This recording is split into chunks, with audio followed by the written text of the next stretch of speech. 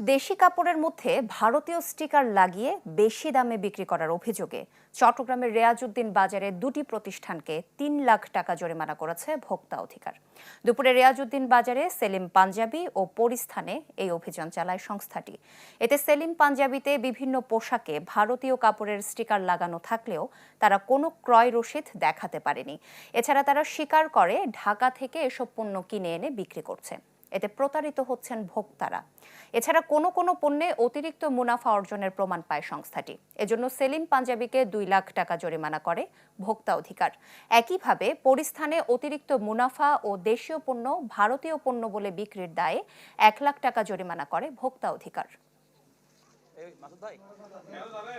সেলিম পাঞ্জাবি একটা ব্র্যান্ড পাঞ্জাবি চট্টগ্রামে, এটা স্বনামধন্য। তো এখানে আমরা এখানে আসি আসলে আমরা ওটা দেখি না, কিন্তু ওরা যে এটা বাংলাদেশি পণ্য জিনিসটা কিন্তু ইন্ডিয়ান পণ্য, ভারতীয় পণ্য অতিরিক্ত টাকা নেওয়ার জন্য ওরা কি করতেছে, আমাদের সাথে প্রতারণা করতেছে, সেটা কিন্তু আমরা বুঝতেছি না। এগুলোর ফ্যাশন দ্রব্য, এগুলোর মধ্যে নয়তো এদিকে হবে, কিন্তু আপনার নিত্য প্রয়োজনীয় জিনিসের মধ্যে দাম কন্ট্রোল করতে হবে। এগুলো যারা কিনে এরা টাকাওয়ালা পয়সাওয়ালা করে কিনে, এগুলো এখানে কোন গরিব মানুষ কিনতে আসে না। কিছু পাঞ্জাবি তারা দাবি করেছে এটা ইন্ডিয়ারই, কিন্তু তারা কোনো ডকুমেন্ট দেখাতে পারেনি। তো ডকুমেন্টটা কোথায়, এটা 2 বছর আগে এটা তারা ফেলে দিয়েছে। এটাও আসলে অযৌক্তিক। তো একটা পর্যায়ে তারা দায় স্বীকার করেছে। আমরা সেই প্রতিষ্ঠানটাকে 2 লক্ষ টাকা অর্থদণ্ড করেছি।